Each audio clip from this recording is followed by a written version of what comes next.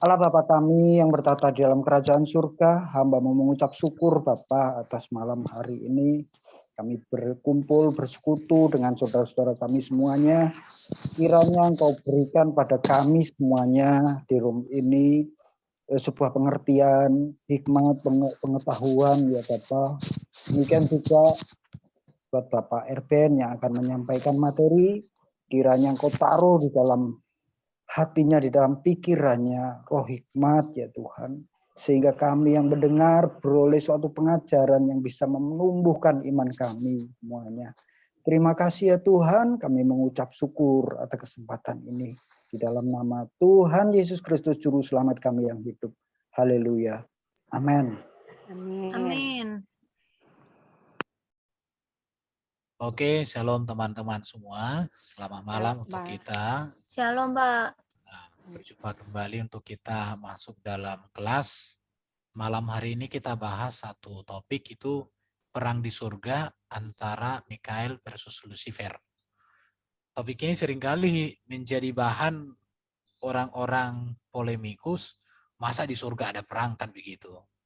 Tapi kita bisa jelaskan dan berdasarkan data-data Alkitab, kita bisa tunjukkan bahwa iman Kristen ini kebenaran yang sejati. Oke, kita mulai pelajaran kita. Saya tunjukkan ini ya. Jadi ini tema kita hari ini, yaitu perang di surga antara malaikat Mikael dengan Lucifer. Oke. Adapun teks yang menjadi dasarnya untuk kita pelajari malam hari ini terambil dari Wahyu pasal 12 ayat 7 sampai 9. Dikatakan begini ya. Maka timbullah peperangan di surga. Mikael dan malaikat-malaikatnya berperang melawan naga itu. Dan naga itu dibantu oleh malaikat-malaikatnya. Tetapi mereka tidak dapat bertahan.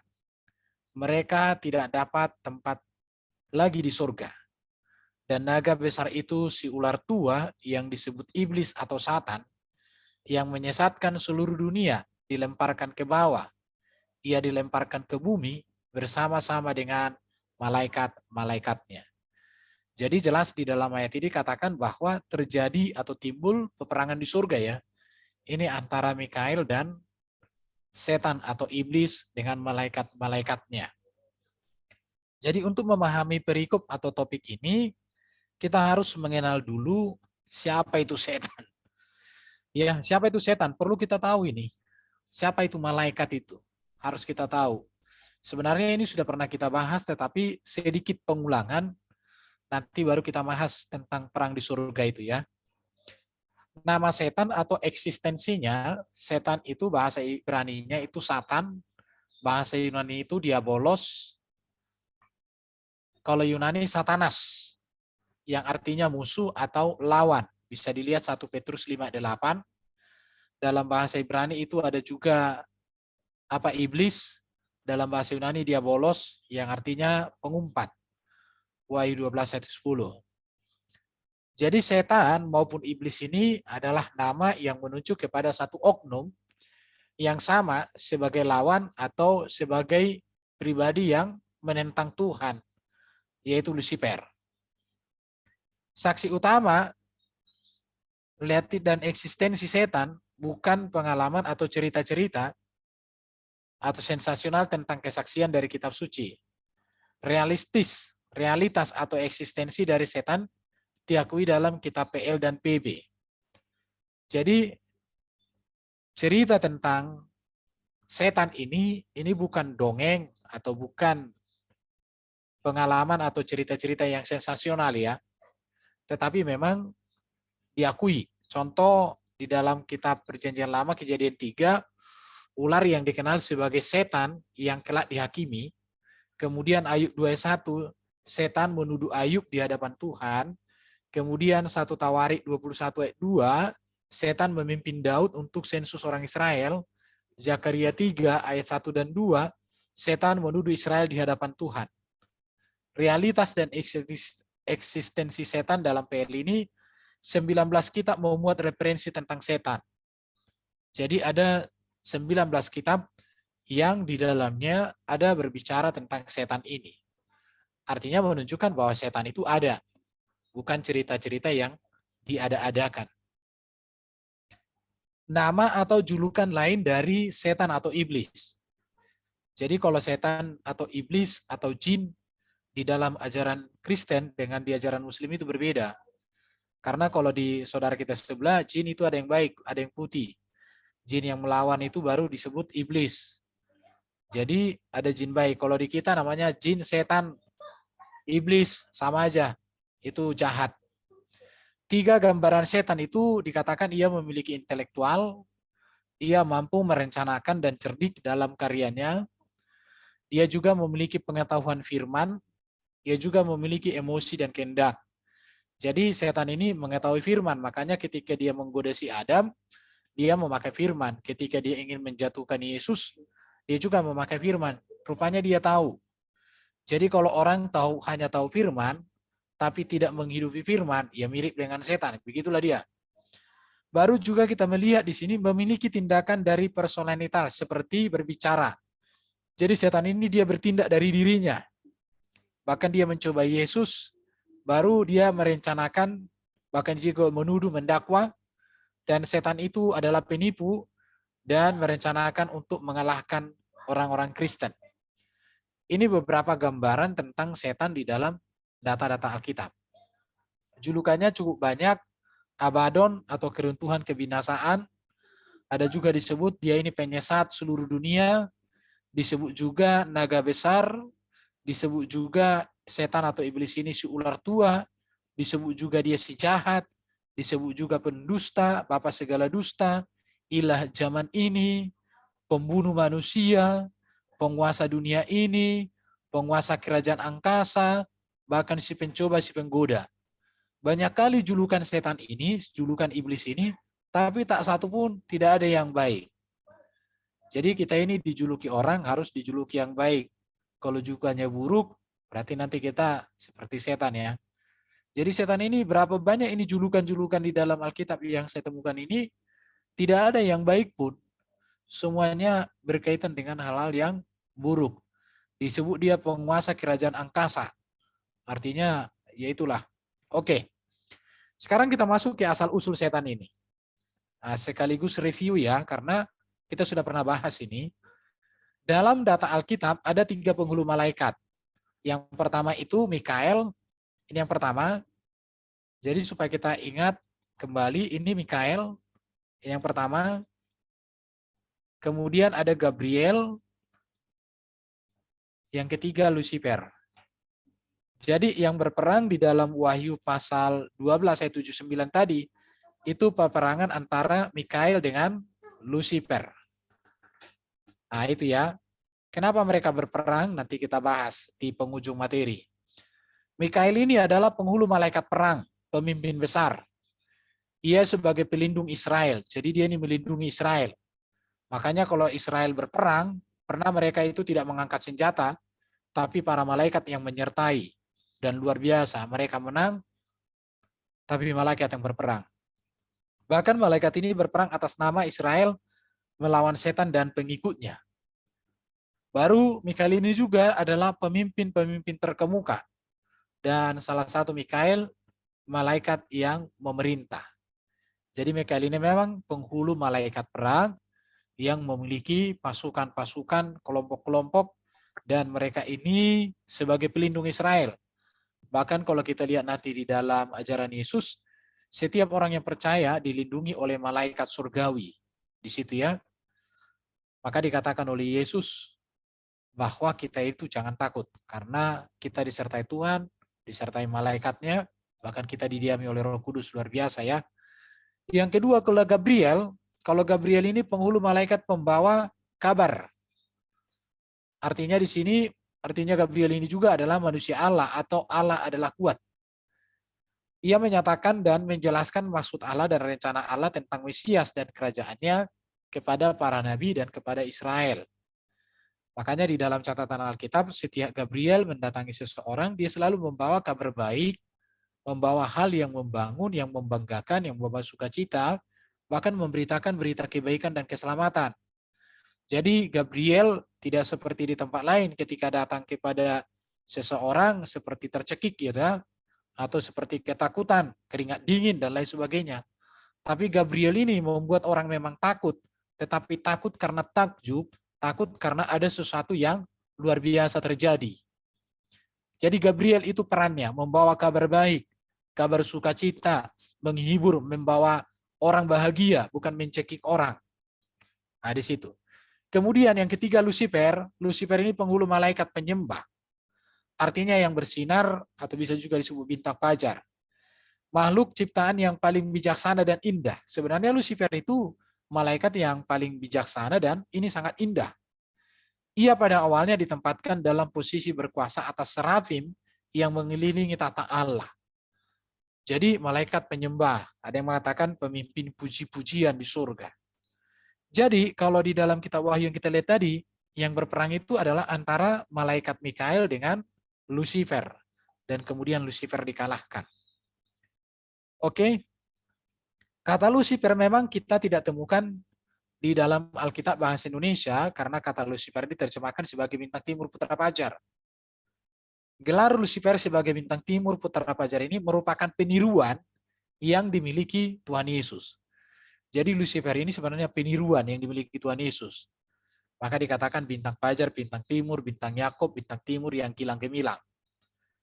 Penafsiran bahwa Lucifer adalah penghulu malaikat penyembah karena Alkitab mengatakan Lucifer diciptakan dengan alat musik, semacam tambur dan seruling di dalamnya.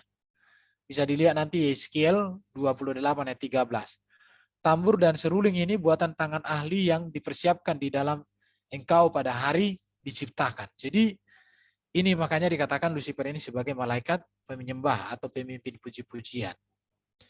Sekarang mari kita masuk kepada kejatuhan setan atau iblis. Kejatuhan iblis ini digambarkan dalam Yesaya 14 ayat 12, 19 dan Yeskiel 28 ayat 11 sampai 19.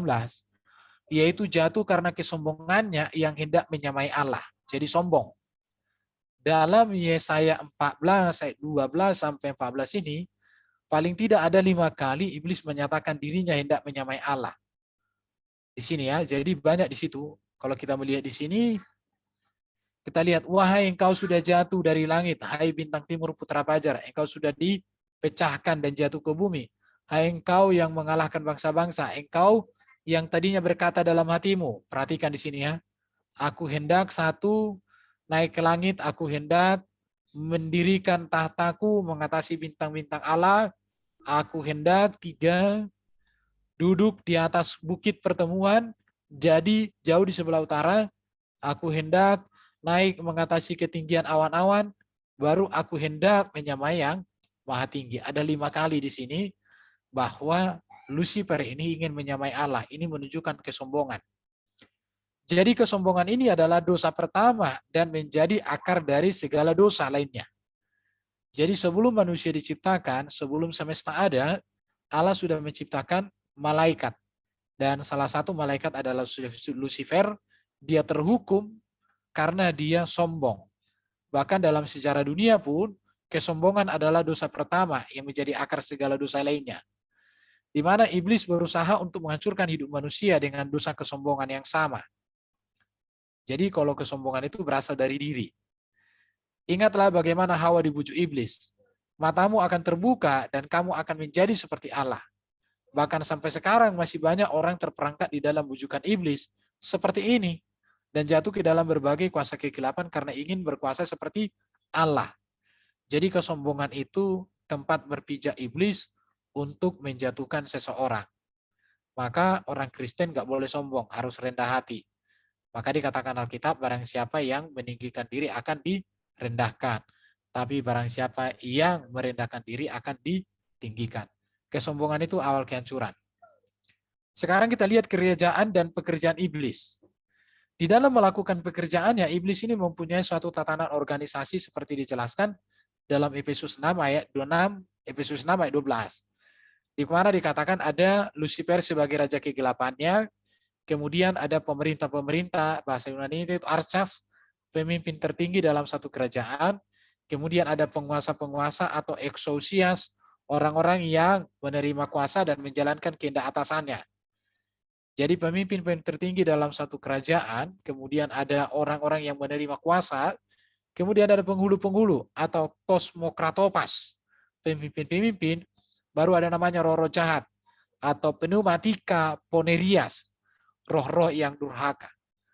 Jadi nama-nama atau kerajaan dan pekerjaan iblis itu memang secara terstruktur ya, punya organisasi kerajaannya. Ada pemimpinnya Lucifer, kemudian ada bawahannya dan seterusnya. Kemudian pekerjaan iblis ini adalah menyesatkan seluruh dunia. Jadi orang-orang yang tersesat itu orang-orang yang dibutakan oleh iblis. Baru mendatangkan kerugian fisik dan keuangan. Karena pekerjaan iblis ini bagaimana orang menderita. Bagaimana orang tidak bergantung pada Tuhan. Bagaimana orang ditipu. Ya, baru mendakwa siang dan malam. Mendakwa itu artinya menunjukkan kekurangan, keterbatasan, kelemahan orang tanpa memberikan solusi. Itu namanya mendakwa. Kalau Yesus, dia bisa menunjukkan kita berdosa, tapi dia tahu bagaimana mengeluarkan kita dari dosa. Kalau iblis, kita ditunjukkan dosanya, plus diajak lagi kita untuk berdosa. Nah, itulah dia. Baru dikatakan bahwa pekerjaan iblis ini mencuri, membunuh, dan membinasakan. Pekerjaannya semua buruk-buruk. Baru kemudian membutakan pikiran. Tidak mengerti Allah, tidak mengerti kebenaran, tidak mengerti kekudusan, tidak mengerti kasih, tidak mengerti keselamatan, tidak mengerti kerajaan surga, dibutakan. Makanya kalau orang ada dalam pengaruh iblis, iblisnya dulu harus ditengking. Kalau orang sudah berkaitan dengan iblis, diberitakan Injil, pikirannya ditutup. Jadi iblisnya dulu diusir, supaya Injilnya bisa masuk ke dalam. Karena pekerjaan iblis ini membutakan pikiran. Baru dikatakan juga iblis ini menyamar jadi malaikat terang. Nah, ini dia, berpenipu. Ya, pura-pura malaikat terang, tapi jahat. Inilah kerajaan dan pekerjaan iblis. Jadi punya kerajaan. Maka disebut namanya ada kerajaan kuasa kegelapan. Jadi kita orang Kristen ini berperang melawan kerajaan kegelapan, kerajaan iblis. Tapi puji Tuhan, kita punya raja segala raja, itulah Yesus yang menjadi dasar, menjadi pegangan dan keselamatan kita. Sekarang kita lihat keadaan iblis mula-mula ya. Kita lihat keadaan iblis mula-mula. Iblis ini adalah malaikat Allah yang memberontak, yaitu Lucifer. Ini tadi sudah jelaskan, Yesaya 14, 12 sampai 19 dan Yeskiel 28 ayat 11 sampai 19. Sebelum kejatuhannya, ia menikmati suatu posisi yang tinggi di hadirat Allah. Maka dikatakan gemerlapnya surga ada di sekelilingnya. Ia disebut yang diurapi, kerub yang menutupi, yang menikmati posisi tertinggi, yang terhormat terhadap Allah. Ia memiliki keutamaan, yaitu disebut sebagai bintang fajar. Bahkan dikatakan ia dipenuhi oleh hikmat dan keindahan tanpa celah. Jadi sebelum dia jatuh memang benar-benar Lucifer ini sosok yang luar biasa kita katakannya. Tetapi ia jatuh karena kesombongan. Ia menginginkan untuk memasuki tata Allah dan mendirikan tahtanya di atas tata Allah. Dan di atas tata Allah di tahta malaikat yang lain. Ia hendak menyamai yang maha tinggi Allah. Hatinya ditinggikan oleh karena keindahannya dan hikmatnya yang menjadi korup. Jadi memang kesombongan ini benar-benar sangat merusak. Makanya kita belajar rendah hati seperti Yesus. Oke, personalitas setan atau iblis ini kita lihat. Kitab suci memberikan 3 gambaran utama dari personalitas iblis ini. Yang pertama, dia itu memiliki intelektual ya. Ia merencanakan dan cerdik dalam karyanya. Makanya ketika Yesus dicobai, dia kan katakan dia mencari waktu yang baik. Jadi iblis ini tidak pernah mengalah dengan cepat. Gagal 1 kali, akan coba 2 kali. Gagal 2 kali, akan coba 3 kali. Gagal 3 kali, akan dicoba 4 kali. Sampai tujuan dia tercapai. Kalau enggak, dia pindah. Baru dia ini untuk menipu dan memperdaya manusia, dia pekerjaannya menipu. Ya, dan memiliki pengetahuan tentang kitab suci dalam menipu. Oke ya. Yang kemudian dikatakan juga bahwa personalitas setan atau iblis ini memiliki emosi, kehendak bebas. Ia memiliki keinginan untuk meninggikan diri di atas kuasa Allah, dan juga menjebak petobat baru dalam kesombongan mereka. Dan juga membujuk Yesus untuk berdosa. Jadi dia memiliki emosi kehendak bebas. Yang berikut, ia adalah penipu dan selalu merencanakan bagaimana mengalahkan orang Kristen.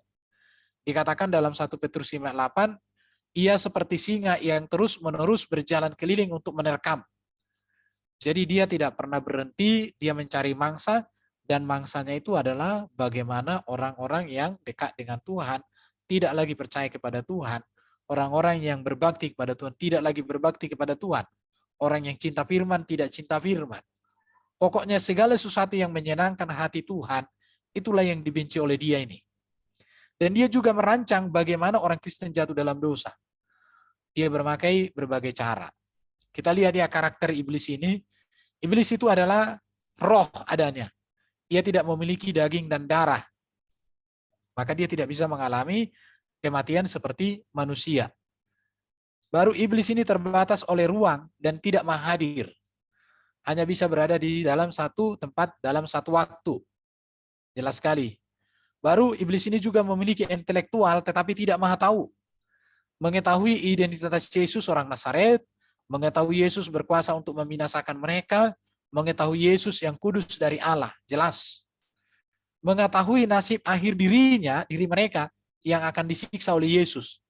Jadi sebenarnya mereka mengetahui bahwa mereka akan disiksa oleh Yesus. Makanya kan ketika Yesus datang kepada orang yang kerasukan itu ya, "Hai Yesus anak Allah, jangan engkau siksa kami sebelum waktunya." Nah ini nanti masuk ke materi terakhir, berbicara tentang peperangan itu ya. Baru mempromosikan ajaran palsu melalui utusan mereka. Jadi rupanya iblis ini punya utusan. Utusan itu itulah disebut dengan ajaran palsu, dengan nabi-nabi palsu yang ajarannya bertentangan dengan ajaran Yesus. Maka bagi orang Kristen, segala ajaran yang bertentangan dengan ajaran Yesus, maka itu utusan daripada iblis.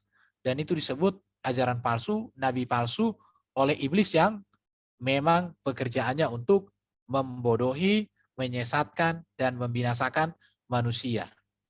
Kemudian karakter iblis ini, ia berkuasa tetapi tidak maha kuasa ya. Karena dia bisa mematahkan rantai, di mana dikatakan rantai itu tidak ada yang bisa mengikat.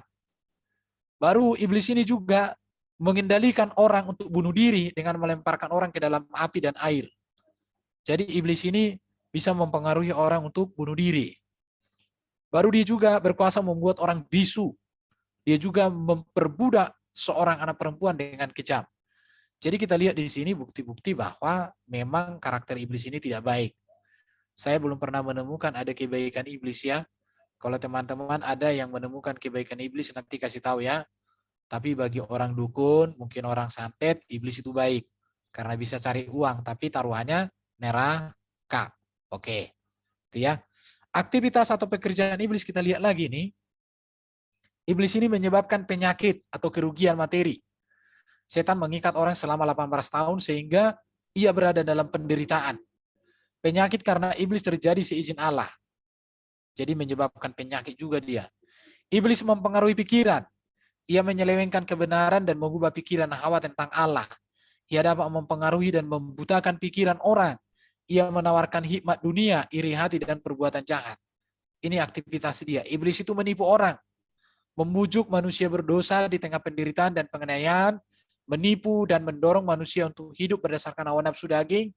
Mengambil firman dari orang percaya yang mendengar dengan menyelewengkan pengertian mereka. Menyamar menjadi malaikat terang. Pokoknya menipu. Semua yang buruk.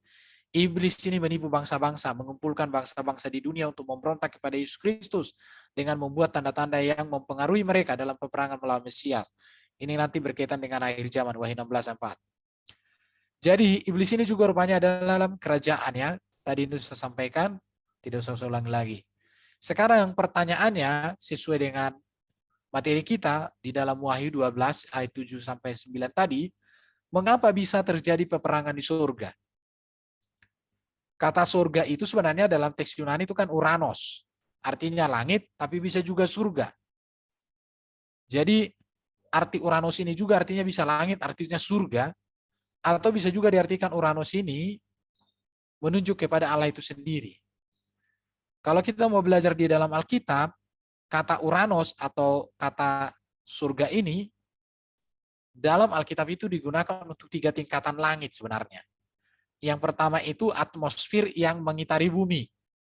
Bisa dibaca di dalam Daniel 7 ayat 13 menyebut tentang langit dan awan-awan yang menuju kepada atmosfer bumi.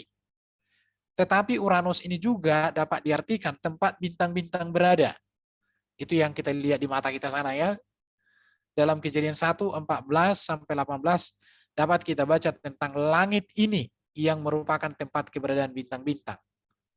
Yang ketiga disebut juga dengan kata Firdaus dalam Lukas 23, 43, Wahyu 7, dan ini merupakan tempat kediaman Allah atau rumah semua orang percaya yang telah meninggal.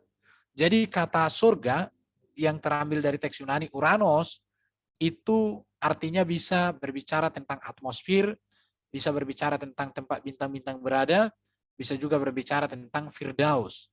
Dari sini pertanyaannya adalah, di mana peperangan ini terjadi? Apakah peperangan yang di dalam Wahyu 12 ayat 6 sampai 9 itu terjadi di langit pertama? Apakah itu terjadi di langit kedua ataukah terjadi di langit ketiga? Oke, sedikit kita lihat ya. Langit pertama itu atmosfer, langit kedua itu tempat bintang-bintang, yang ketiga itu Firdaus. Di mana terjadinya ini? Di situ ya. Di mana terjadinya peperangan ini? Maka saya katakan peperangan ini terjadi di mana tidak masalah dalam iman Kristen. Ini mau saya sampaikan. Apakah itu di langit pertama, apakah itu di langit kedua, apakah itu di langit Kristen, itu tidak mempengaruhi kebenaran iman kita bahwa keselamatan di dalam Yesus, bahwa kerajaan surga, kerajaan yang penuh sukacita, tidak. Alasan yang saya temukan berdasarkan saya membaca ayat tadi, peperangan itu terjadi sementara waktu kok. Jadi mereka sementara waktu. Dan peperangan ini kemudian dimenangkan oleh Mikael dan iblis dihukum selamanya nantinya di neraka. Kemudian peperangan ini sebenarnya bukan antara Allah dengan Lucifer. Karena tidak mungkin Lucifer bisa berperang melawan Allah. Seolah-olah nanti kalau Lucifer berperang dengan Allah, seolah-olah Lucifer ini hebat sekali. Tetapi peperangan itu adalah antara Lucifer dengan malaikat Mikael, pemimpin perang. Jadi malaikat Mikael lah yang berperang dengan Lucifer. Jadi intinya di sini yang pertama, peperangan ini terjadi sementara waktu saja. Artinya setelah iblis dikalahkan, Lucifer dikalahkan, maka selesai sudah. Ya, dan dipastikan bahwa Mikael yang menang. Jadi perang ini memiliki 3 refleksi. Kalau kita mau tanya, mau bahas ini, sebenarnya apakah itu di langit pertama, kedua, atau ketiga? Mau terjadi di langit pertama, kedua, ketiga, tidak mempengaruhi kebenaran di dalam Yesus. Tetapi ada 3 refleksi, ini saya ambil dari Bapak Romo Daniel ya. Peristiwa yang terjadi di alam sebelum dunia diciptakan. Jadi refleksinya itu, karena memang peristiwa yang terjadi di alam sebelum dunia diciptakan, terjadi juga pemberontakan daripada Lucifer, sehingga dia berakibat diusir. Kemudian peristiwa ini juga terjadi dalam sejarah gereja, di mana dalam sejarah gereja banyak juga orang-orang Kristen mengalami penganiayaan, penderitaan karena pekerjaan daripada kuasa-kuasa dunia. Tetapi penegasan saya untuk materi kita malam hari ini, peristiwa yang akan terjadi pada akhir zaman. Jadi saya menitik beratkan di sini, peristiwa yang terjadi di akhir zaman. Perang ini memiliki hal itu. Jadi mengapa bisa terjadi peperangan di surga? Ini pertanyaan kan? Saya coba membaca Alkitab, mengapa iblis bisa masuk ke surga? Karena iblis masih memiliki akses untuk masuk surga. Alasannya ada 2, Ayub 1-2. Bisa nanti dibaca kitab Ayub, di mana dikatakan pada satu hari datanglah anak-anak Allah menghadap Tuhan, dan di antara mereka datanglah iblis. Jadi iblis itu masih punya akses ke surga, walaupun dia tidak punya kedudukan seperti dahulu. Di situ ya. Yang kedua kita lihat di sini, di Zakaria pasal 3 ayat 1-2, dikatakan kemudian ia memperlihatkan kepadaku imam besar Yosua berdiri di hadapan malaikat Tuhan, sedang iblis berdiri di sebelah kanannya untuk mendakwa dia. Perhatikan ya. Jadi iblis itu masih punya akses dia ke surga. Tidak ada masalah dengan kalau dikatakan terjadi peperangan di surga, tidak masalah. Kenapa begitu? Karena memang iblis masih diberikan Tuhan akses ke surga. Tetapi dia tidak punya posisi lagi. Itu saja. Dia tidak punya posisi dan tidak punya hak lagi. Tidak punya otoritas lagi. Buktinya apa? Ada 2 ayat. Di zaman Ayub, iblis bisa datang. Baru di kitab Zakaria, iblis juga berdiri di sebelah kanannya. Dikatanya, di sebelah daripada nih. Kemudian ia memperlihatkan kepadaku imam besar Yosua berdiri di hadapan malaikat Tuhan. Sedang iblis berdiri di sebelah kanannya untuk mendakwa dia. Oke? Baru perhatian lagi ya. Jadi memang pekerjaan iblis itu dikatakan di sini kan mendakwa. Bagaimana manusia bisa didakwa oleh iblis di hadapan Allah kalau dia tidak masuk surga? Justru nanti di sanalah dia mendakwa manusia itu. Tetapi itulah hari terakhir hidupnya. Oke ya? Ini sedikit lagi. Akhir sejarah iblis. Jadi kalau kita berbicara akhir sejarah iblis ini dia ya, sebagai kerub yang diurapi, setan memimpin suatu pasukan sepertiga malaikat dalam kejatuhan. Kemudian puncak kekalahan iblis itu sudah diwartakan sebenarnya di Taman Eden ya. Iblis meremukkan tumit anak manusia, dan anak manusia akan meremukkan kepala si iblis. Baru setan dinyatakan tanpa kuasa melalui salib. Ibrani 2 ayat 14.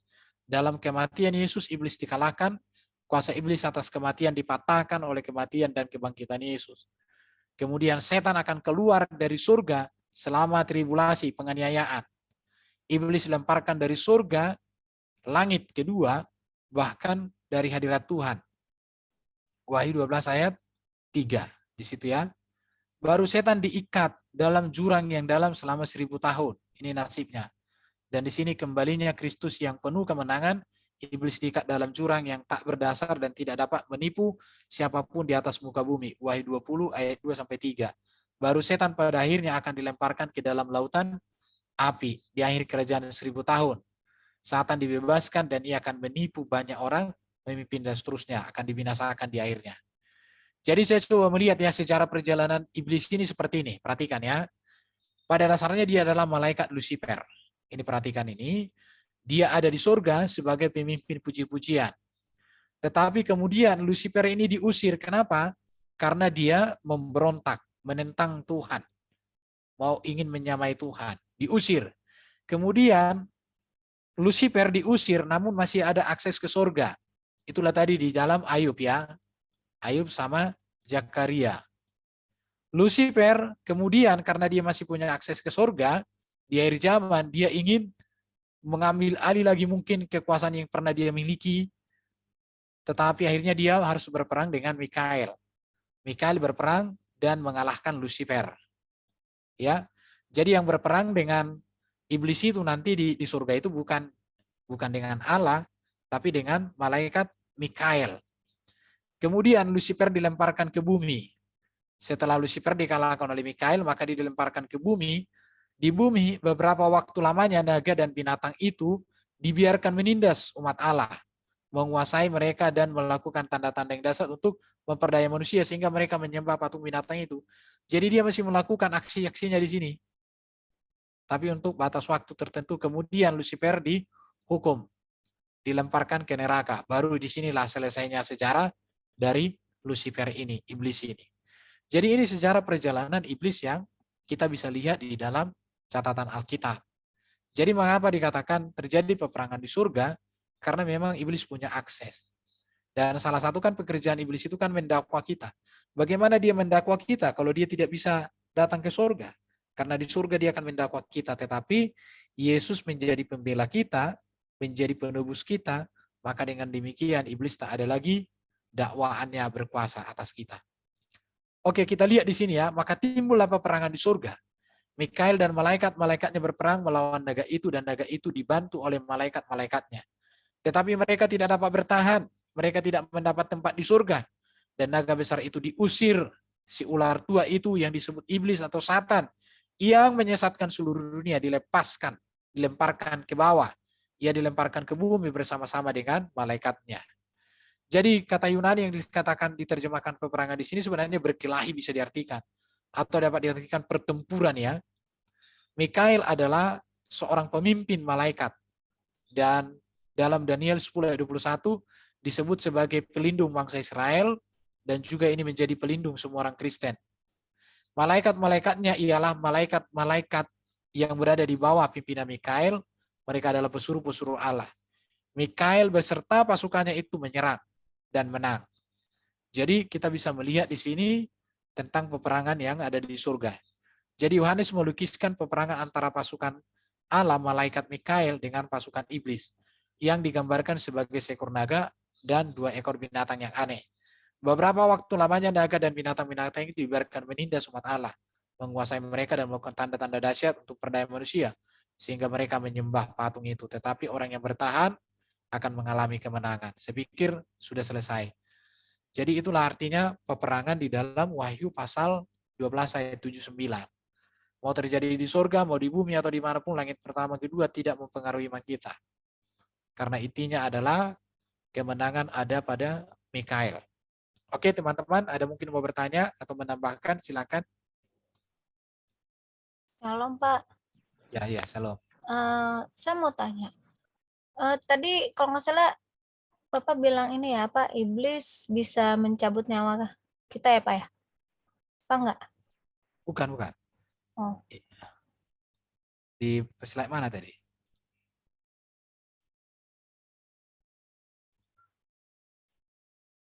Saya juga lupa. Iblis menipu bangsa-bangsa, mempengaruhi pikiran, menyebabkan penyakit. Menyebabkan orang bunuh diri. Iblis adalah roh adanya, iblis terbatas oleh ruang dan tidak maha hadir, memiliki intelektual tapi tidak maha tahu, ia berkuasa tetapi tidak maha kuasa. Berarti tidak bisa mencabut nyawa ya, Pak ya? Tidak, dia tidak mencabut nyawa. Tapi Tapi mempengaruhi orang untuk bunuh diri. oh. Ini tadi kayak. Iya, Pak. Ini mengendalikan ini. Orang untuk membujuk orang untuk bunuh diri gitu ya, Pak. Iya. Makanya kalau kita lihat film Yudas itu ya cocok ya, ini lihat. Mengendalikan orang untuk bunuh diri dengan melemparkannya ke dalam api dan air. Jadi mengendalikan dia bisa. Dikendalikan orang. Iya. Ya, Pak. Iya. Pak, nah kalau misalkan gini Pak, kan ada kejadian-kejadian tuh kayak misalkan orang ke gunung terus tiba-tiba dia nggak pulang gitu. Nah itu diambil setan atau dia memang meninggal Pak? Gini ya, tergantung dulu siapa orangnya. Kita harus lihat. Oh. Kalau orangnya beratnya dia pergi ke sana bertapa, mempersembahkan dirinya ya diambil setan lah. Dia menyerahkan dirinya kepada setan. Tapi kalau dia orang Kristen takut akan Tuhan, dia pergi ke gunung, ya barangkali dia bisa tergelincir. Barangkali dia mungkin karena tergelincir ya dimakan ular lah, dimakan beruang lah, dimakan apa kan bisa. Banyak faktor kalau hilang. Berarti Jadi bohong ya Pak, kalau misalkan kayak TV itu kan katanya itu hilang di gunung ini, orangnya hilang itu diambil penghuni itu berarti bohong ya Pak ya? Iya, kalau jadi gini, karena mereka kan nggak percaya sama kuasa Yesus. Makanya kalau iya itu intinya. Makanya kalau kita percaya kuasa Yesus, kuasa setan takut sama kita. Iya. Kan? Itu intinya. Karena cuma kalau ya maaf Pak ya saya potong. Karena gini ya Pak, saya pernah sih nonton di YouTube ya gitu. Jadi dia mempersembahkan nyawanya kepada setan supaya jadi kaya. Jadi umurnya itu diambil 10 tahun gitu loh Pak. Jadi belum waktunya meninggal dia udah harus meninggal. Nah terus nyawanya diambil sama setan itu, mengabdi sama setan itu 10 tahun. Katanya sih begitu. Dia memang kaya Pak. Jadi kaya itu dia kayak mempersembahkan lah supaya dia hidup kaya gitu. Nah itu kalau kayak gitu tuh gimana itu Pak? Di belum waktunya meninggal tapi dia udah harus meninggal. Itu sebenarnya kan sudah perjanjian dia dengan setan. Itu namanya tumbal kan. Jadi dia udah mempersembahkan nyawanya itu kepada setan. Dan itu kan akibat dari dosa juga. Iya, betul. Oh iya, dosa adalah maut ya Pak. Iya. Betul. Jadi dia udah mempersembahkan dirinya kepada setan ya selamat jalan lah. Berarti bohong lah ya Pak ya kalau ada cerita-cerita di gunung itu orangnya hilang, diambil sama penghuninya padahal memang udah waktunya meninggal gitu kali ya Pak ya. Iya. Dongeng Tapi, nenek moyang dulu. Oh iya. jadi makanya kan ini kan, kalau orang-orang barat kan ibaratnya gini, orang barat itu kalau ada pohon, ada penghuninya setan, nggak percaya mereka. Kenapa? Sejak Iya. kecil kan orang-orang barat itu kan nggak pernah diajari hal-hal mistis. Oh Kalau iya. kita kan, Betul, Pak. kalau kita kan dari kecil awas setan di belakang pintu katanya. Iya, betul, Ada Pak. kan? Iya, Akhirnya jangan. anak jadi takut tinggal di rumah. Iya. Ya Iya. nggak boleh. Jadi sejak kecil kita awas setan. Kalau orang Batak bilang awas mening katanya kan. Ditakut-takutin. Ya ini anak itu udah jadi disugesti. Iya. Makanya kalau kita sekarang orang tua jangan sugesti anak dengan cerita-cerita mitos. Iya. Hmm. Oh iya cerita dongeng itu ya Pak di ulangan 8 itu kalau nggak salah kemarin ya. Iya. Kan banyak orang tua kayak gitu kan. Iya, betul Pak. Anaknya awas setan di belakang pintu katanya. Akhirnya anaknya itu takut nutup pintu. Ya kacau lah. Iya, betul-betul. Iya Pak, terima kasih Pak. Nah, berarti tentang peperangan di surga itu kalau ditanya orang muslim, wah surga kalian masa ada perang dagang, kan? Sebenarnya tidak ada masalah. Tidak ada masalah. Kenapa? Karena memang iblis masih diberikan Tuhan akses untuk datang ke situ. Oh. Tetapi tidak punya otoritas Kuasa ya, Pak, ya? lagi. Iya, tidak punya otoritas lagi dia di situ. Iya, iya. Buktinya contoh ketika Ayub kan datang iblis juga. Iya, Bahkan betul. dalam Zakaria tadi kan datang juga. Iya. Cuman dia nggak bisa ngapa-ngapain lagi, dia nggak punya kedudukan, itu aja.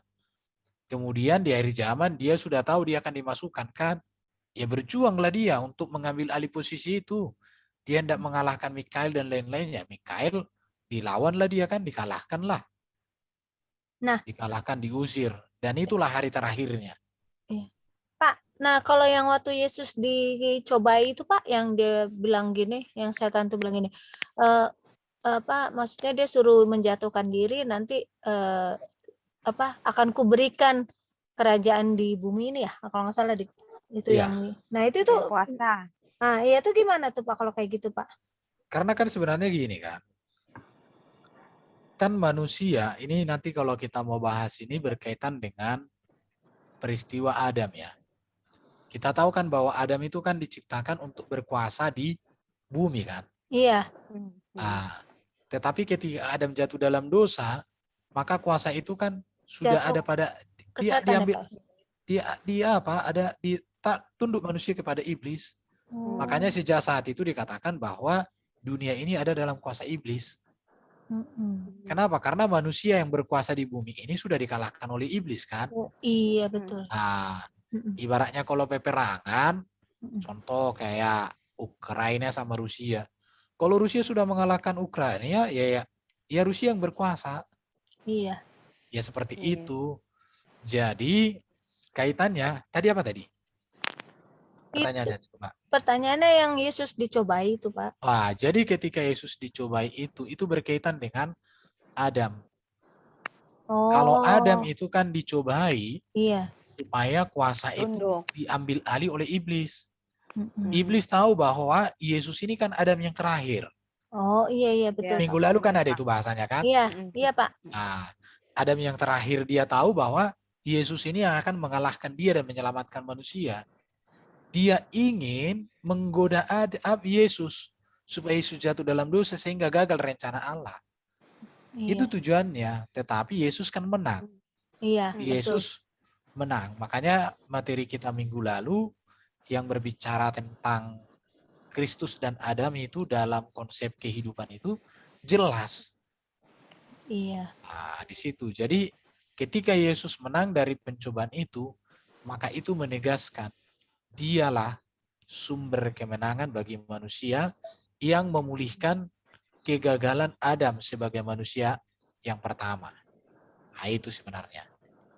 Oh, jadi itu ya Pak, pas Yesus datang ke dunia dan dia bisa mengalahkan iblis itu, maka Yesus bilang, maksudnya Yesus bilang sama murid-muridnya, maksudnya pakai nama Yesus ya, jadi semuanya berkuasa gitu ya Pak ya. Iya. Kayak kita mengusir setan kan dalam nama Yesus gitu. Iya. Gitu. Makanya dikatakan kan di dalam nama Yesus kan bertekuk lutut segala yang ada di langit di bumi. Betul, Baru Pak. dikatakan di dalam 1 Korintus 15 ayat 27 ya. Sudah pernah kita bahas itu bahwa Yesus akan menaklukkan semua penguasa-penguasa malaikat-malaikat. Hanya yang tidak takluk itu ya Bapa saja. Dan Iya. setelah Yesus selesai menaklukkan kuasa-kuasa dunia ini, maka dia menyerahkan kekuasaan itu kembali kepada Bapa. Iya, Pak. Nah itu. Pak, Iya, saya mau halo. nanya Pak. Makasih, Pak. Iya, sama-sama. Ya, Pak, malaikat itu kan terdiri dari roh. Begitu juga Lucifer kan berarti dia kan juga Makhluk roh ya roh. Pak ya. Iya. Makhluk roh. Manusia ini kan terdiri dari darah dan daging. Begitu juga Adam kan Pak. Nah maksud Iya. saya gini, dia makhluk roh. Tadi Bapak bilang kan dia mempunyai kehendak, keinginan gitu, emosi ya Pak. Nah pasti beda dong dengan manusia. Manusia kan terdiri darah dan daging. Nah yang jadi pertanyaan saya Pak, malaikat itu si Lucifer jatuh ke dalam dosa kan karena kesombongan. Nah, apakah dia itu manusia itu kan apakah kejahatan dia dengan manusia itu lebih jahat manusia apa gimana Pak? Karena manusia itu kan terdiri dari darah dan daging. Iya. Oke. Bedanya gini ya. Manusia Adam dan Hawa jatuh ke dalam dosa karena apa? Karena kesombongan juga. Iya. Bukan, karena bujukan iblis kan. Iya. Nah, artinya dia jatuh dalam dosa bukan inisiatif dirinya, tapi karena bujukan iblis. Tapi kalau Lucifer jatuh ke dalam dosa, siapa yang bujuk dia? Gak ada kan? Iya benar Pak. Tapi dari dirinya sendiri. Nah itu bedanya. Jadi Lucifer jatuh karena inisiatif diri sendiri. Tapi kalau manusia jatuh dalam dosa, itu inisiatif iblis yang membujuk. Jadi artinya manusia terpengaruh. Itu bedanya. Makanya iblis itu tidak bisa diampuni karena dia berdosa dari dirinya. Kalau manusia kan karena pengaruh dari luar, maka bisa diampuni. Berarti Pak, kejahatan manusia itu dengan kejahatan iblis jauh lebih jahat iblis ya Pak ya berarti ya? Soalnya saya pernah dengar ada orang bicara begini, manusia itu bisa lebih jahat dari iblis kalau udah berbuat dosa. Itu bahasa apa? Bahasa ininya itu. Sebenarnya ya iblis. Iya. Jadi gini, iblis berbuat jahat dari dirinya sendiri. Manusia pada dasar awalnya berbuat jahat itu karena pengaruh iblis. Iya, betul, Pak. Tapi Pak, bukan karena pengaruh kedagingannya juga ya, Pak? Iblis kan, tunggangan iblis ya, Pak ya. Itu setelah manusia jatuh dalam dosa, itulah yang disebut dengan dosa waris. Nah, jadi ketika Adam jatuh dalam dosa, maka natur dia kan menjadi rusak semua. Iya, betul, Pak. Dan kita mewarisi ketidaksempurnaan Adam. Jadi kita berdosa membuktikan bahwa kita ini sudah tidak sempurna lagi. Pak, bahwa dosa itu sudah ada pada kita. Nah, itu. Iya. Nah, ini udah pernah kita bahas kan itu tentang dosa waris apa. Pak Erben, maaf Pak, saya mau nanya lagi. Kalau dipikir dosa itu cepat banget ya Pak. Contoh dari Adam langsung ke anaknya yang Kain dan Habil itu ya Pak. Iya, membunuh. Iya, cepat sekali ya Pak. Nular gitu ya, itu maksudnya kayak virus itu. Ya sebelum itu sebenarnya kan ketika Hawa diciptakan kepada Adam kan Adam bilang kan inilah dia tulang dari tulangku, daging dari dagingku kan. Iya, betul. Tetapi setelah jatuh dalam dosa, apa yang dikatakan Adam? Wanita yang kau tempatkan di sisiku, dialah yang memberikannya makan. Iya kan? Melempar batu deh itu, aduh payah. Seharusnya Adam nggak ngomong gitu kalau mengandai-andai ya. Iya. Seharusnya dia, Hawa kamu salah. Itu bukan itu perintah Bapak Allah kepada aku. Kamu sudah salah. Udah putus kita ya. Aku nggak mau lagi sama kau. Ya Tuhan akan. Iya. Itu kan setelah masuk ke dalam dosa ya si Adam. Ini kita kita mengandai-andai. Seandainya Adam ngomong, ya udah kau makan sendirilah. Aku nggak mau. Orang Tuhan suruh aku nggak boleh makan itu. Tapi ya namanya juga si Adam mungkin jatuh cinta banget. Ini cerita-cerita andai-andai ya. Pak, kalau Seandainya kalau jatuh cinta giliran ada Tuhan langsung itu dia. Nah, itu berarti bukan jatuh cinta, Pak. Itu modus, Pak. Nah, itu dia. Seandainya Adam bilang, aku nggak mau makan itu, kau berdosa sendiri katanya. Si Adam ngomong sama Tuhan, Tuhan, wanita ini sudah jatuh dalam dosa, aku nggak mau bersekutu dengan yang berdosa katanya. Ya sudah, biarlah Hawa yang mati. Kuciptakan dulu satu lagi sama kau perempuan. Dosa kita, udah beda cerita. Beda cerita kan, tapi ini cerita andai-andai. Cerita andai-andai itu kan nggak bisa dibahas toh. Betul, Pak. Karena belum terjadi. Gimana bahasnya yang nggak terjadi? Iya. Betul. Pak, nah kalau dipikir ya Pak, kayak misalkan kayak RT 6 itu ya Pak ya, kan dia nggak percaya dengan dosa waris, ya kan Pak? Padahal udah jelas-jelas dosa waris itu kan dari Adam dan Hawa. Waduh, ini kita jadi ngomongin dosa lagi Pak, maaf ya Pak ya, di luar jangkauan Pak. Bukan, maksudnya kan kita kan setiap manusia karena udah dikasih dosa waris, berarti kan kita ada kesalahan ya Pak, kayak kita orang tuanya nggak nakal tapi tiba-tiba anaknya nakal. Nah itu kan berarti kan itu berbuat dosa kan, begitu ya Pak ya? Iya, kadang ada yang begitu ya, maksudnya dosa itu gini ya, dosa itu kan sudah natur manusia yang rusak itu. Jadi ada seorang bapak, bapaknya baik, mamanya baik, anak-anak kenapa? Karena benih dosa itu kan di dalam diri seseorang. Dosa itu artinya kan dia sudah rusak, dia nggak sempurna. Dia sudah terbatas, itu artinya dosa itu. Makanya tidak ada, menurut saya kita nggak pernah ngajarin anak kita berdosa kan? Iya, betul Pak. Iya. Atau ada ibu-ibu di sini, nak berdosa kau gitu kan? Mencuri nak. Iya, mencuri kau nak. Nggak ada. Penjahat saja nggak pernah ngajarin anaknya untuk jahat. Iya. Betul Pak. Iya. Tapi kenapa setiap anak itu bisa berdosa? Mukul kita, lawan kita. Iya. Kenapa? Karena memang itu sudah ya udah rusak naturnya itu. Iya. Itu. Nah Pak, kalau saya mau nanya tentang Abraham Pak.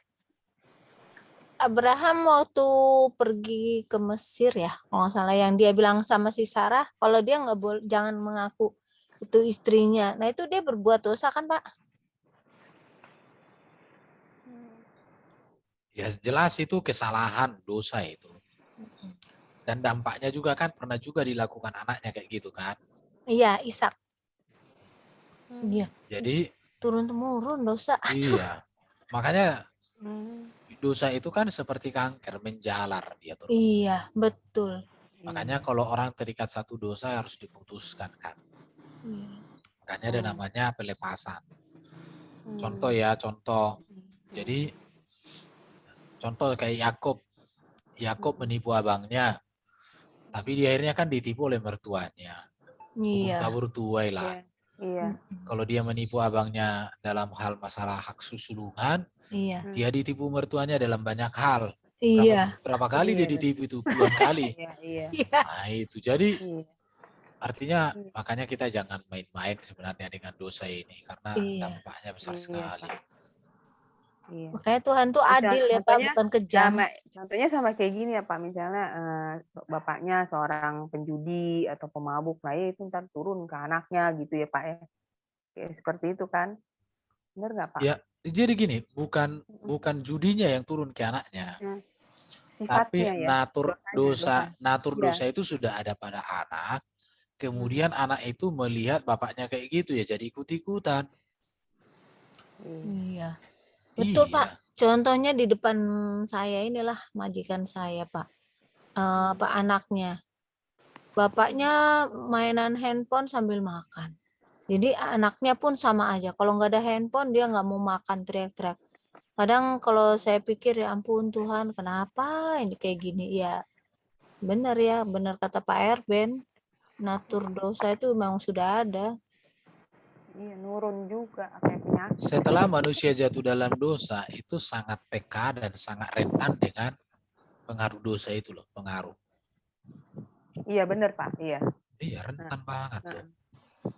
Dari mata, dari telinga, dari mana-mana lah berdatangan, dari pikiran. Iya. Kalau makanya harus diisi firman kan Pak, pikiran kita, firman Tuhan. Jadi apa namanya, ada ininya, filternya. Kalau enggak kan ya gitu Pak. Kalau nggak ada Iya. firmannya kan kebablasan Pak. Iya pasti ya lebih gampang gitu ngikutin ya gitu, ngikutin dosanya. Iya kan Pak? Iya. Apalagi ada iblis lagi yang menggoda. Ayo Ya, udah itu bikin biangnya aja, itu kan buat Pak, aja biangnya itu gitu. kan iblis itu ya Pak, dosa itu ya. Iya. Jadi dosa itu ya awalnya itu karena bujukan iblis. Iya, Dosa Ya. itu berdampak kepada seluruhnya kan. iya, Karena dosa itu kan bukan hanya perbuatan itu, tetapi dosa itu berbicara bahwa manusia tidak sempurna, manusia terpisah dari Allah, gambar dan rupa Allah tidak lagi pada manusia. Itu dia. Manusia tidak berjalan lagi sebagai pemilik otoritas alam semesta. Memberontak ya Pak. Iya, Sebenarnya memberontak terhadap iya. kehendak Tuhan. makanya iblis tuh, aduh, berkuasa di bumi lah, gitu ya Pak ya. Kayak kita banyak ini, baca Alkitab, banyak doa. Ya, dekatkan diri dengan Tuhan. Iya, betul Pak. Kan Renunganlah. dibilang itu apa ya, Doro, seperti singa mengaum-ngaum itu kan iblis itu Iya, betul. Iya, berkeliling mencari orang yang bisa diterkam, ya kan? iya. Itu, iya. Yang bisa diperdaya sehingga jatuh Oke, ke dalam oke. dosa. Jadi, Per, iya. Per, saya pengen itu Pak, kapan ada waktu bahas itu Pak, yang tentang kisah para rasul yang apa orang Yahudi itu bilang kenapa nggak boleh pakai nama Yesus gitu loh. Yang di pasal 4 kalau nggak salah ya, yang Petrus dan Yohanes menghadap Mahkamah Agama itu loh Pak. Kan itu kan dia bilang kenapa masih pakai nama Yesus gitu, maksudnya ini kan dalam nama Yesus semuanya kan mereka berbuat sesuatu. Itu saya masih bingung tuh Pak, saya baca itu. Kayak gimana? Kalimatnya itu di mana? Itu bentar ya Pak. Coba Kisah Rasul berapa? Kalau nggak salah di Kisah Para Rasul 4 deh. Oke, Kisah Rasul 4 ayat. Yang itu loh Pak, yang orang Yahudi nggak boleh Petrus tuh kan memberitakan tentang Yesus. Tapi kan mereka kan nggak setuju Pak dengan ini nama Yesus. Nanti Ibu chat lah sama aku, biar itu kita bahas minggu depan. Iya Pak, boleh Pak, saya Oke. masih kurang paham ini. Oke, minggu depan kita bahas ya. Iya Pak. Nanti di chat aja supaya saya pelajari. Oke Pak. Silakan yang lain barangkali mau Oke, tanya. teman-teman masih ada? Kalau enggak biar Mas kita Didik tutup. tuh Pak, Mas Didik mau tanya Pak. Tuh, Mas Didik raise hand, hanya raise kasih hand. ayat aja. Oh ya, silakan Mas Didik. Raise hand. Mas Didik, please. Halo, selamat malam, Mbak. Ya. Selamat malam. Selamat malam. Pak Irfan, Iya. kan Tuhan Yesus kan juga gelarnya juga bintang fajar ya, Pak ya? Iya, salah Dalam satu. Wahyu 22 ayat 16 ya. Iya. Apa yang membedakan dengan gelar iblis yang ada di saya 14? Kan saya pernah gini, Pak. Itu dapat itu dari teman kan, ya dari orang Muslim gitu. Itu Tuhan kamu itu Lucifer kan. Sama julukannya. Kan sama-sama bintang fajarnya itu loh, Pak. Iya, Pak. Iya. Makanya kan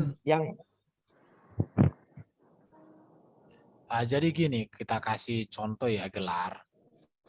Pak Jokowi itu presiden. Tifatul Sembiring itu presiden. Cuma Pak Jokowi presiden RI, Tifatul Sembiring presiden PKS. Jadi apakah kita bilang presiden kita Tifatul Sembiring? Kan enggak. Jadi gelar bisa sama, tapi pribadi yang menyandang gelar itu yang berbeda. Bisa dipahami, Bos? Iya, Pak. Di situ. Jadi Lucifer itu memang dari segi nama itu bagus namanya. Luar biasa. Cuman setelah namanya berubah menjadi setan itu nggak bagus di situ. Iya. Dan itu menegaskan bahwa Lucifer bintang fajar pemberontak, Yesus bintang fajar yang menyelesaikan pemberontakan dari bintang fajar palsu itu. Itu jadi boleh dikatakan ya Yesuslah yang menyelesaikan masalah yang disebabkan oleh bintang fajar yang tersesat itu. Iya. Iya, iya. Jadi sama seperti ini ya, manusia yang berdosa, maka Yesus datang harus menjadi manusia karena dia hendak menyelesaikan manusia. Jadi Lucifer yang mengakibatkan manusia berdosa, maka Yesus juga harus mengambil alih otoritas itu. Maka dia punya gelar yang sama. Itu aja. Jadi tidak ada masalah. Itu kan gelarnya itu, panggilan. Kira-kira gimana Pak Dedeki? Bisa dipahami kah? Kalau kemarin saya jawabnya gini, saya tunjukkan kan itu Tuhan Yesus kan pernah itu, yang tadi kan pernah dicobain sama iblis kan. Antara Yesus dan iblis kan dua sosok yang berbeda, kan saling yang berlawanan, langsung berhadapan muka itu kan. Makanya Iya, iya. saya pakai itu Pak untuk Iya. menjawab. Iya, jadi artinya walaupun Lucifer itu disebut sebagai putra fajar, itu kan gelar keagungan dia sebenarnya waktu dia masih sebagai Lucifer. Tetapi kan setelah itu kan dia sudah disebut sebagai setan, iblis, pembangkang. Nah, di situ. Tapi pertanyaannya Bu Eri ini bagus ini. Kalau di kitab Ayub perjanjian lama bisa masuk dalam kerajaan surga, bagaimana setelah perjanjian baru ketika Yesus datang ke bumi, apakah dia masih berhak masuk ke dalam kerajaan surga? Jadi gini kan, pekerjaan iblis ini kan pendakwa manusia di hadapan Tuhan. Dia ingin mendakwa manusia. Ya kalau dia mendakwa manusia bukan di hadapan Tuhan di surga kan nggak mungkin. Buktinya kan Wahyu pasal 12 kan dia bisa. Tetapi itulah yang terakhir. Itu yang terakhir. Tidak masalah Bu, tidak mempengaruhi kebenaran kita kalaupun iblis itu masih bisa masuk ke surga. Tapi dia tidak punya otoritas lagi, tidak punya posisi. Dia datang hanya sebagai pendakwa saja. Tetapi Yesus yang menjadi pembela kita. Dan nanti disitulah siapa itu si Lucifer ini dihukum, diusir. Sampai akhirnya dia nanti dimasukkan ke neraka oleh Yesus. Bisa diterima Bu Eri? Ya, bisa Pak. Terima kasih Pak. Nah, itu jadi tidak. Saya sudah coba tadi nonton videonya penjelasannya Pak Romo Daniel dan dia katakan memang peristiwa itu menunjuk tiga hal. Itu berbicara sebelum adanya penciptaan, memang bahwa iblis itu memberontak dan sudah terusir, dan di masa sekarang juga iblis itu ada di bumi untuk mengadakan penyiksaan, penganiayaan kepada orang-orang percaya, dan juga nanti di akhir zaman dia akan melakukan itu juga. Tapi itulah puncaknya dan sudah selesai ketika Yesus menjadi raja segala raja, ketika malaikat Mikael mengalahkan Lucifer dengan para malaikatnya di surga. Sampai selama-lamanya tidak ada lagi. Nah, itu.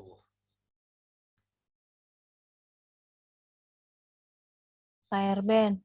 Iya, iya. Nah, kalau kayak mereka itu yang RT sebelah itu kan mereka kan Tuhannya nggak tahu ya Pak ya. Itu nyembah apa ya Pak? Setan nggak ya? Ya kita nggak usah bahas itulah. Udah tahu lah kita siapa yang dibahas. Yang pasti bukan Allah kita. Allah kita nggak sama, itu aja. Ya Allah negeri Mekah aja lah. Allah negeri Mekah yang mereka sembah. Bukan Allah Abraham, Ishak dan Yakub, Allah Israel, bukan. Betul. Itu aja. Kalau kita bilang nanti setan kan mereka marah. Iya. Ya, Nah, kita bilang gitu dong. aku itu yang aku bilang sama teman-teman, keras boleh tapi jangan kasar. Iya. Bisa Bukan kita Pak, gebu-gebu. masalahnya kan iya. mereka doa aja kan entah itu dikabulkan atau enggak kan gitu Pak. Kalau kita kan doa dikabulkan. Iya. Tuhan. Didengar ya. Iya. Jadi Allah mereka ya Allah negeri Mekah, bukan Allah Abraham, Ishak dan Yakub, bukan Bapak Yahweh. Bukan Allah yang hidup ya Pak, seperti Allah kita ya. Ya bukan Allah yang hidup seperti yang Allah hidup, kita, ya. karena sampai hari ini saya tahu saya ya, tidak pernah Allahnya RT6 itu berbicara langsung dengan Baginda. Memang mereka klaim itu peristiwa Isra Mi'raj. Tapi ketika aku baca hadis, Isra Mi'raj itu peristiwa dalam mimpi, bukan real. Ya sama aja kan, nggak pernah kan. Iya. Ya tapi ya kasihan mereka, itu aja kita Itu kasihan. dia. Kasihan. Makanya kita bantulah minimal keluarga-keluarga kita lah untuk mengerti. Iya Pak, kakak saya itu Pak masuk Muslim. Aduh. Sama dulu aku juga ipar ada yang masuk Muslim tadinya Kristen. Iya. Nikah sama orang Muslim. Tapi Masuk susah Muslim. Pak ngajak ngomongnya. Kayak udah dipengaruhi gitu Pak. Iya. Ya itulah tantangan, itu sudah tantangan kita. Makanya kita harus berdoa. Saya syukur ya dalam kemarin aku layani anak-anakku di sekolah, dia punya pacar Islam.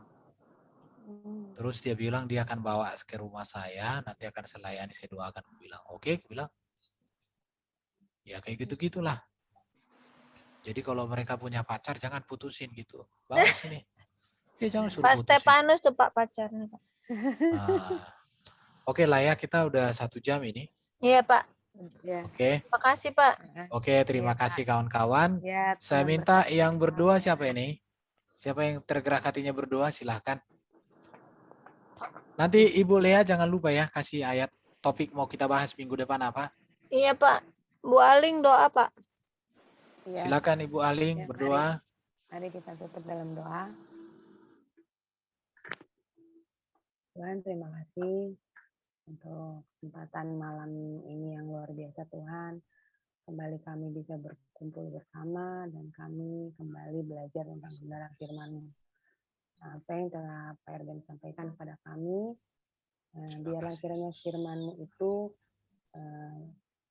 sampai kepada hati kami. Berikanlah hati kami seperti tanah yang subur ya Tuhan, sehingga firman yang diajarkan oleh Pak Erben ini tidak menjadi sia-sia, hilang begitu saja, tetapi biar firman itu bertumbuh Tuhan, berkembang dan menghasilkan buah-buah roh yang Kau kehendaki. Dan berkatilah juga pelayanan Pak Erben lebih dan lebih lagi Tuhan, sehingga Pak Erben bisa memenangkan banyak jiwa dan juga membawa jiwa yang tersesat kembali kepadamu Tuhan. Berkati juga channel Pak Erben Tuhan agar bisa lebih banyak berkarya lagi dan memberkati orang banyak. Dan terima kasih Tuhan juga untuk teman-teman yang sudah berkumpul di Classroom ini. Kiranya Tuhan selalu memimpin teman-teman kami ini dalam kehidupan mereka dan menjaga serta memelihara kehidupan mereka dan memampukan mereka dalam menghadapi setiap persoalan dalam kehidupan mereka. Teguhkan iman mereka Tuhan dan terima kasih untuk hari-hari selanjutnya kami serahkan dalam pemeliharaan-Mu Tuhan. Nah, doa ini kami panjatkan dalam nama Tuhan Yesus Kristus. Haleluya. Amin. Amin. Amin. Oke, sampai jumpa minggu depan ya. Ya, Amin. malam. Terima Terima kasih kasih Pak Pak Erben ya. Erben. Banyak istirahat.